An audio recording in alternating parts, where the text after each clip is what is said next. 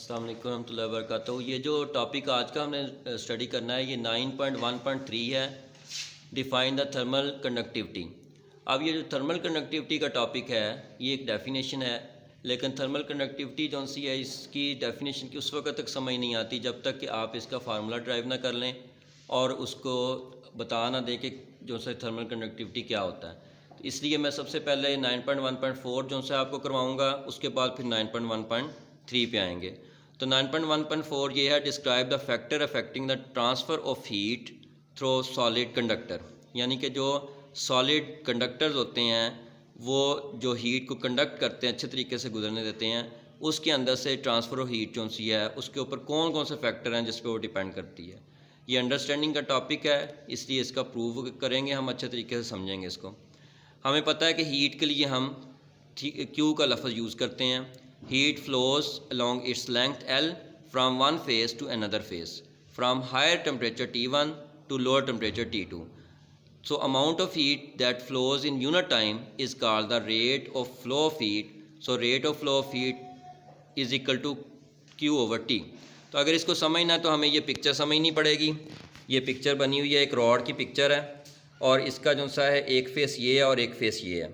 तो जो फेस 1 है वो हाई है टेम्परेचर पे और फेस 2 जो सा है वो लो टेम्परेचर पे है।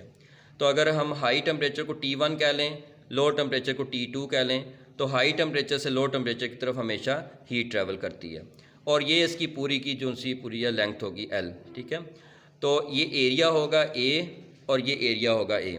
तो इनको देखा जाए तो हीट ट्रांसफ़र जो सी होती है Q वो किसी टाइम में होती है, तो इस फार्मूले को हम कहेंगे rate of flow of heat Q over T।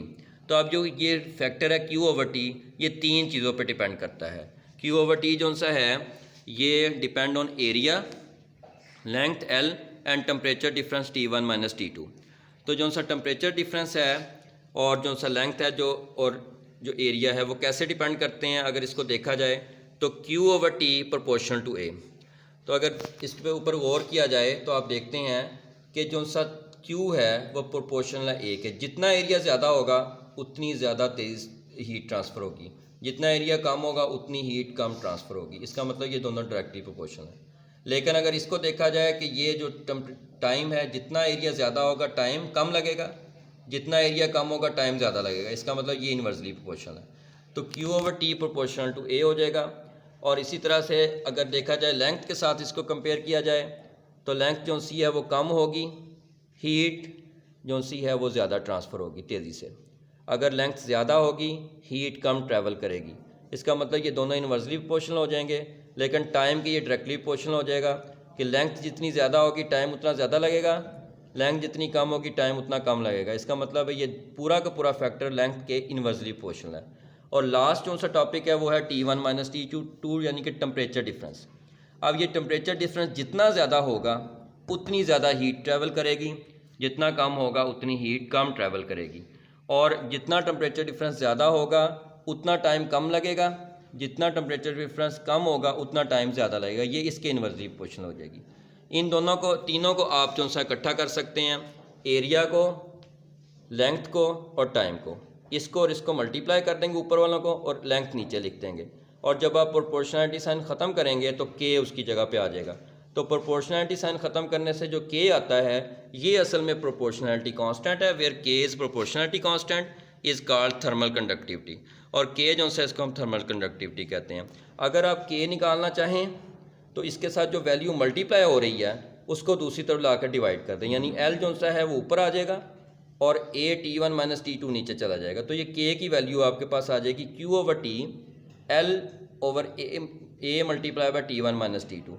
तो ये आपके पास K का फार्मूला बन जाएगा कि rate of change of heat जो सा है, rate of flow of heat, ये और लेंथ और एरिया और टेम्परेचर डिफरेंस जो सा होगा ये आपके पास थर्मल कंडक्टिविटी बन जाएगी। तो अगर आप देखें तो इसकी अब डेफिनेशन हम देखते हैं। Thermal conductivity rate of flow of heat across the opposite faces a meter cube, opposite faces of a meter cube of a substance maintained at a temperature of difference of 1 Kelvin is called thermal conductivity of that substance. It is denoted by K.